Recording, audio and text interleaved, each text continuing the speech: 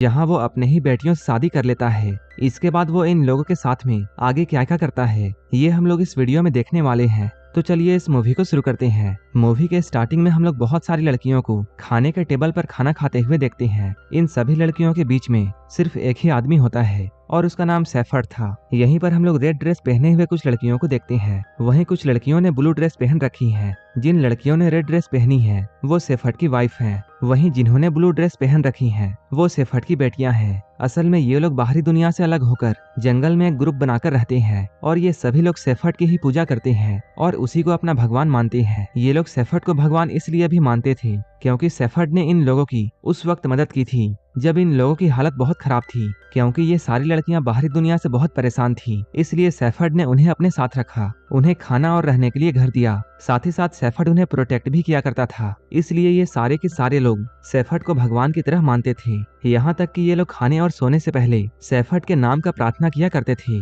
वहीं इधर हम लोग सैफर्ड को देखते हैं। वो अपनी एक बेटी सेला से बातें कर रहा था और यहीं पर हम लोग ये जान पाते हैं कि सैफर्ड को अपनी बेटियों में से सेला सबसे ज्यादा प्यारी है, क्योंकि सैफर्ड का ऐसा मानना था कि सेला अभी तक बिल्कुल प्योर है। सैफर्ड हमेशा सेला से ये कहा करता था कि तुम अपनी मॉम की तरह बहुत खूबसूरत हो। जब सेला सैफर्ड से अपने मॉम के बारे में पूछती है तब सैफर्ड उससे बस इतना ही कहता है कि तुम्हारी मॉम तुम्हारी ही तरह बहुत खूबसूरत थी और तुम्हें जन्म देते वक्त ही उसकी मौत हो गई थी। इसके बाद हम लोग सेला को देखते हैं। वो एक कैबिन में दो लड़कियों के लिए खाना लेकर जाती है। इनमें से एक लड़की का नाम सेरा होता है और इन्हें इस कैबिन में इसलिए रखा गया था क्योंकि सैफर्ड का ऐसा मानना था कि ये दोनों लड़कियां प्योर नहीं हैं और सैफर्ड ने सभी लड़कियों को ऐसा बोल रखा है कि जो भी इन दोनों लड़कियों को टच करेगा वो भी अपवित्र हो जाएगा। इसके बाद सेला यहाँ आकर जब सेरा से सैफर्ड के बारे में बातें करती है तब सेला से ये कहती है तुम्हें अंदाजा भी नहीं है कि सैफर्ड कितना बुरा इंसान है। इस बात को लेकर दोनों के बीच में बहस हो जाती है। इसके बाद सेला को यहाँ से जाने के लिए बोलती है। एक बार जब सेला पहाड़ों में घूम रही होती है तभी उसका पहला पीरियड आता है। अपने पीरियड ब्लड को देखकर सेला बहुत डर जाती है और वो चिल्लाने लगती है। असल में उसे ये बात मालूम नहीं थी कि पीरियड होना आम सी बात है और ये सभी लड़कियों को होता है। अपने खून को देखकर सेला इतना ज्यादा डर जाती है कि वो यहाँ पर घबराहट में एक भेड़ के बच्चे को मार देती है।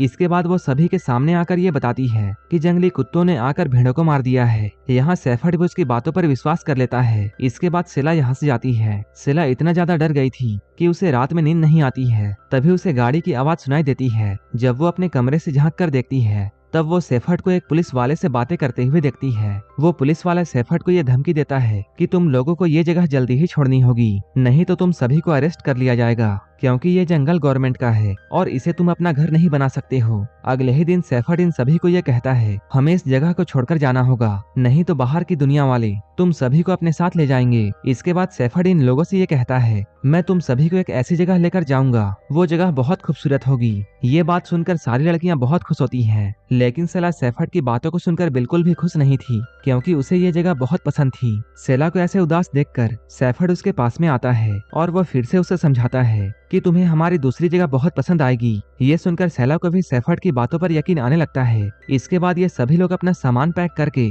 दूसरी जगह के लिए निकल जाते हैं। वो लोग अपने साथ में उन दो लड़कियों को भी लेकर जाते हैं। अपना सामान पैक करके दूसरी जगह के लिए निकल जाते हैं। वो लोग अपने साथ में उन दो लड़कियों को भी लेकर जाते हैं जिन्हें सभी लोग अपवित्र मानते थे। वो जगह बहुत दूर थी, इसलिए इन सभी को वहां पहुंचने में काफी लेट लगता है। वहीं इधर सेला अपने पीरियड के वजह से बहुत परेशान थी। ये लोग यहाँ से गुजरते हुए एक पुराने घर को देखते हैं। वो घर काफी टूटा हुआ था। अब सेला और उसकी बहनें अंदर जाकर इस घर को देखते हैं क्योंकि बाहर बहुत ठंड थी और ऐसे मौसम में बाहर रुकना सही नहीं था। सेला यहाँ सैफर्ड को इस घर में रुकने के लिए कहती है, लेकिन सैफर्ड यहाँ रुकने से मना कर देता है और वो कहता है ये जगह बहुत टूटी हुई है और ये जगह प्योर नहीं है, इसलिए ये लोग कुछ दूरी में ही टेंट लगाकर रहने लगते हैं। उसी रात सेला इस घर के अंदर में जाती है और वो दीवार में लगे हुए पेंटिंग्स को देखती है। इसके बाद अगले दिन सभी लड़कियां सेला के पीरियड ब्लड को देख लेती हैं और ये सभी लोग उसे भी अपवित्र मानने लगती हैं। जब सैफर्ड को इसके बारे में मालूम चलता है तब वो सेला को सेरा के पास में रहने के लिए भेजता है क्योंकि वो भी अपवित्र होती है। अगले दिन ये लोग सफर के लिए निकलते हैं और काफी लंबे सफर के बाद में ये लोग एक जगह पर आराम के लिए रुकते हैं। इसी ग्रुप में सेरा और सेला पीछे चल रही होती हैं। यहाँ पर सेला सेरा से बातें करती है और वो कहती है मैं और तुम्हारी मॉम वो पहली औरत थी जो कि इस कल्ट में शामिल हुई थी। वो सेला से यह भी कहती है कि तुम्हें बहुत लोगों ने ऐसा कहा होगा कि तुम्हारी मॉम तुम्हें जन्म देने के साथ में ही मर गई, लेकिन ऐसा नहीं है, क्योंकि वो तुम्हें जन्म देने के बाद भी जिंदा थी, लेकिन उन्हें इन्फेक्शन हो गया था। लेकिन सेफर्ड उन्हें हॉस्पिटल लेकर नहीं गया, जिसकी वजह से तुम्हारी मॉम की मौत हो गई थी। ये सब सुनने के बाद में सेला को सेफर्ड के ऊपर बहुत गुस्सा आ रहा था और वो इस कल्ट को छोड़कर यहाँ से जाने के बारे में सोचने लगती है। अगले दिन जब सभी लोग आराम करने के लिए रुकते हैं, तब सेला सारा से ये पूछती है, जब तुम्हें सारी सच्चाई पहले से पता है, तब तुम इस कल्ट को क्यों नहीं छोड़ देती हो? इस पर सेरा उससे कहती है, बाहरी दुनिया में मेरा कोई भी नहीं है, इसलिए अगर मैं इस कल्ट को छोड़कर चली भी जाऊं, तब भी मेरे जाने के लिए कोई भी नहीं है, इसलिए मैं यहीं पर ही रहती हूँ। सेरा यहाँ सेला को यह भी बताती है कि एक वक्त का समय था जब सेफर्ड सबसे ज्यादा प्यार मुझसे ही किया करता था, लेकिन जब से वो अपवित्र हुई है, तब से सेफर्ड ने उसे कल्ट से दूर कर दिया है। इसके अगले दिन वो लोग फिर से अपने सफर के लिए निकलते हैं। तभी उनमें से एक औरत जो कि पहले से प्रेग्नेंट होती है, उसे लेबर पेन स्टार्ट हो जाता है।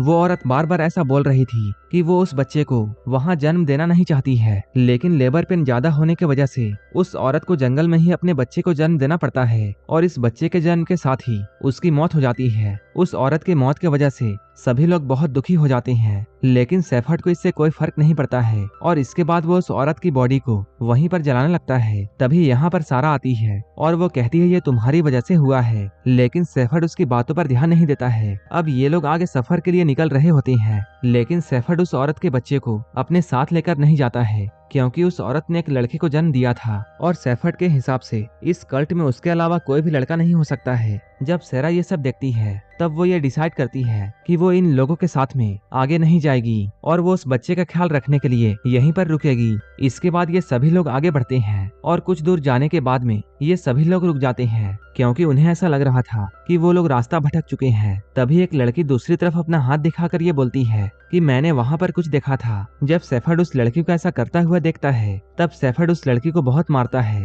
और कहता है क्या तुम हम सभी को लीड करने की कोशिश कर रही हो? उस लड़की को मारते हुए वो बताता है यहाँ पर लीडर सिर्फ मैं हूँ। ये सभी चीज वहाँ बैठी हुई लड़कियां देख रही थी, लेकिन वो लोग चुपचाप बैठी हुई रह जाती हैं। सेला को ये सब देखकर बहुत गुस्सा आ रहा था, लेकिन वो सेफर्ड को कुछ भी नहीं बोलती है। इसके बाद ये लोग यहाँ फिर से चलना शुरू करते हैं और थोड़ी ही देर के बाद ये लोग एक जगह में पहुंच जाते हैं। ये जगह बहुत ज्यादा सुंदर होती है। उस जगह को देखकर सभी लोग बहुत खुश होते हैं। इसके बाद सेफर्ड उन सभी से ये कहता है कि मैं तुम सभी को इस धरती में ही जन्नत दे रहा हूँ। इसके बाद सेफर्ड अपनी सभी बेटियों को नदी में नहलाकर पवित्र करता है। रात में सेफर्ड की सभी वाइफ मिलकर ये बातें करते हैं कि सेफर्ड उन सभी का पुनर्जन्म करेगा। अगली सुबह में जब सारी बेटियां उठती हैं, तब वो लोग देखते हैं उनकी मॉम्स गायब हैं। इसके बाद वो सभी लोग अपनी माओ को ढूंढते हुए नदी के पास में जाते हैं। यहाँ पर सेफर्ड बैठा हुआ था। यहाँ पर वो सभी लड़कियों से ये बोलता है मैंने इस नदी की मदद से तुम्हारी सभी मॉम्स को मोक्ष दे दिया है, लेकिन असल बात यह थी सेफर्ड ने उन सभी लड़कियों को पानी में डुबाकर